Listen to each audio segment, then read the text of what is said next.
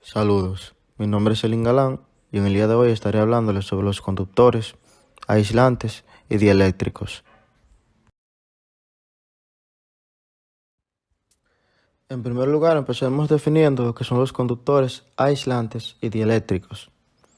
Los conductores pueden ser definidos como materiales con poca resistencia al paso de la electricidad. Debido a estas características, son capaces de transmitir la energía recibida a través de ellos. Mientras que los aislantes son materiales que poseen una escasa capacidad para conducir electricidad, esto debido a que no permiten que los electrones circulen libremente por su estructura atómica. Es por esto que los aislantes impiden o aíslan el paso de la corriente eléctrica. Y los dieléctricos son los materiales que no conducen electricidad, por lo que pueden ser utilizados como aislantes. Un dieléctrico se vuelve conductor cuando se sobrepasa el campo de ruptura del dieléctrico, es decir, si se aumenta mucho el campo eléctrico que pasa por el dieléctrico, dicho material se convierte en un conductor.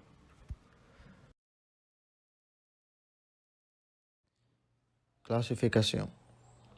En el siguiente esquema se muestra la clasificación de los materiales eléctricos, con algunos ejemplos de aplicación y de materiales. Para este caso estaremos tomando en consideración los que están en color rojo. Tenemos que los materiales eléctricos se dividen en conductores y en aislantes, siendo con un ejemplo de los conductores el cobre utilizado en motores y un ejemplo para los aislantes los fenólicos utilizados en enchufes eléctricos e interruptores. Estos aislantes a la vez se dividen en piezoeléctricos, como ejemplo se tiene el cuarzo, que se utiliza para osciladores ultrasónicos de cabezales de impresión de la inyección por tinta. También están los piroeléctricos, el cual tiene como ejemplo el titanato de bario, utilizado en sensores de infrarrojos e imágenes térmicas, y los ferroeléctricos, teniendo como ejemplo los PZT, utilizados en inyectores diésel. Resistividad y conductividad. En este caso, los materiales que son aislantes tienen que tener una alta resistividad y baja conductividad. Y en el caso de los conductores, deberían tener una alta conductividad y una baja resistividad, ya que la conductividad es que también un material conduce electricidad o corriente eléctrica en él, y la resistividad que tanto se resiste al paso de la corriente este material. Para esto se tiene una fórmula en la cual se muestra en la figura de la parte izquierda, en donde A es el área transversal, L es la longitud del material y R es la resistencia. Propiedades eléctricas. Dos placas conductoras separadas por un dieléctrico forman un capacitor, el cual almacena cargas eléctricas. Los capacitores también son conocidos como condensadores. La carga Q es directamente proporcional a la diferencia de potencial entre las placas, siendo la fórmula Q igual a la capacitancia por la diferencia de potencial. La capacitancia de un capacitor de placas paralelas de área A, separado por un espacio vacío por aire, es C igual a la permitibilidad del espacio libre por el área transversal entre la distancia T. Cuando se carga, la energía almacenada en un condensador es la siguiente fórmula: un medio de la carga por la diferencia de potencial igual a un medio de la capacitancia por la diferencia de potencial al cuadrado. Factor de potencia, factor de disipación, tangente y ángulo de pérdidas. Cuando el ángulo de pérdidas es pequeño, como lo es para los materiales de interés, los tres son esencialmente equivalentes, como lo muestra la fórmula. El factor de pérdida L, el cual mide la energía disipada en un dieléctrico cuando se encuentra en un campo oscilante, sería igual a L igual a la constante dieléctrica por la tangente del ángulo de pérdida. De igual manera, la potencia disipada por unidad de volumen se obtiene mediante la fórmula mostrada aquí en la parte inferior. Mapa de materiales. Todos los materiales tienen una resistividad eléctrica y todos los dieléctricos tienen una constante dieléctrica y un factor de pérdida. Los gráficos para estas propiedades son útiles porque permiten la comparación y selección de una población grande y variada.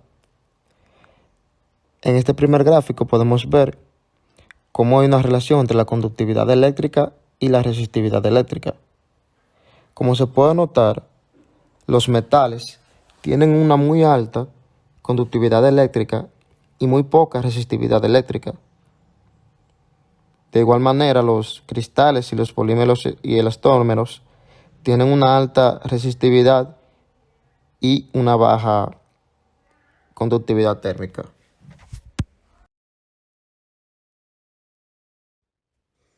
En este caso tenemos un mapa de materiales relacionando el límite elástico y la resistividad eléctrica. Como se puede notar, los metales son los que poseen un mayor límite elástico y una resistividad eléctrica relativamente baja, o la más baja, mientras que los polímeros y elastómeros y los cristales poseen lo que es una resistividad eléctrica bastante alta y un límite elástico, digamos que intermedio, mientras que los foams, entre ellos los polímeros flexibles, cuentan con el límite elástico más bajo entre todos estos materiales. Es por esto que estos son utilizados para revestimiento de cables, aislamientos de equipo de conmutación y todo lo que sea similar a esto. En el siguiente mapa de materiales se muestra el límite elástico y la pérdida dieléctrica. Se puede ver cómo en la parte izquierda se encuentran materiales como las espumas poliméricas, ciertos polímeros y algunas cerámicas que tienen valores particularmente bajos para lo que es el factor de pérdida dieléctrica, lo que hace que estos materiales sean transparentes a las microondas. Mientras que los materiales que se encuentran un poco más a la derecha son como los polímeros que contienen un grupo polar, entre ellos el nylon y el poliuretano, y materiales naturales como las maderas, pues absorben estas microondas y se calientan en el proceso.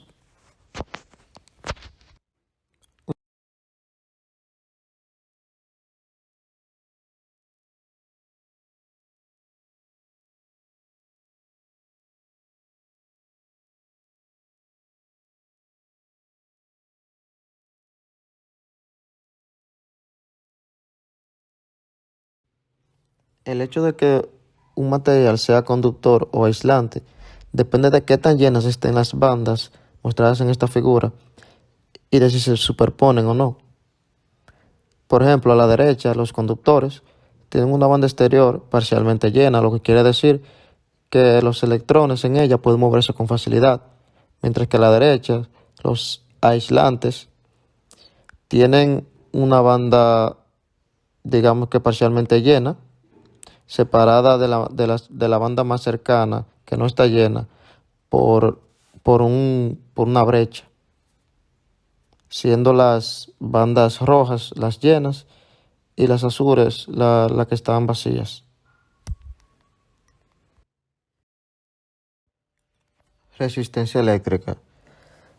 En la siguiente figura, en la parte derecha, se puede ver cómo el campo eléctrico va en dirección hacia la izquierda, mientras que los electrones se mueven hacia la derecha. Esto quiere decir que un electrón acelerado por el campo eléctrico E se dispersa por imperfecciones que crean una resistencia a su movimiento. En la fórmula de la izquierda podemos ver cómo la densidad de la corriente es proporcional al campo eléctrico E, donde PE es la resistividad y KE, su recíproco, es la conductividad eléctrica. En la siguiente figura se muestran dos conductores, que son el cobre y el aluminio. Y es que agregar soluto a cualquiera de estos metales aumenta sus átomos de soluto y también actúan como centros de dispersión, lo que hace que aumente la resistividad eléctrica. Mientras que las dislocaciones agregan fuerza y también dispersan un poco los electrones, aunque no tanto como el soluto. Las dos figuras muestran que las aleaciones de conductores comerciales tienen una resistencia mucho mayor y solo una resistividad ligeramente mayor que los metales puros. La resistividad de los metales aumenta con la temperatura porque la vibración térmica dispersa los electrones, mientras que la resistencia disminuye a medida que desciende la temperatura. Pues es por esta razón que los electroimanes de muy baja potencia se enfrían previamente con nitrógeno líquido. La resistividad de los semiconductores, por el contrario, disminuye a medida que aumenta la temperatura, porque la energía térmica permite que más portadores crucen la banda prohibida, o brecha, como también se le podría conocer. ¿Qué aprendimos? Bueno, como conclusiones tenemos que todos los materiales contienen partículas cargadas, electrones, protones, iones, moléculas cargadas, entre otras. Y si estas partículas pueden moverse libremente, como lo hacen los electrones en los metales, entonces una corriente eléctrica fluye a través del material. Y a esto es que nos referimos como conducción. Pero si en cambio no pueden moverse libremente estos electrones o estas partículas, como es el caso de los aislantes, pues entonces las partículas todavía se desplazan ligeramente por el campo, lo que conduce a la polarización dieléctrica. Los materiales que se polarizan fácilmente tienen una constante dieléctrica alta. Si se utiliza como película aislante de un condensador o capacitador, la polarización apantalla los electrodos entre sí, aumentando la capacitancia. Un campo eléctrico provoca un cambio de forma y un cambio de forma cambia el momento dipolar molecular, induciendo así a un cambio de polarización, generando un campo. Pero un cambio de temperatura también cambia el momento dipolar molecular, por lo que los materiales piezoeléctricos también pueden ser piroeléctricos. Y en los materiales ferroeléctricos, los dipolos moleculares se alinean espontáneamente para formar dominios polarizados.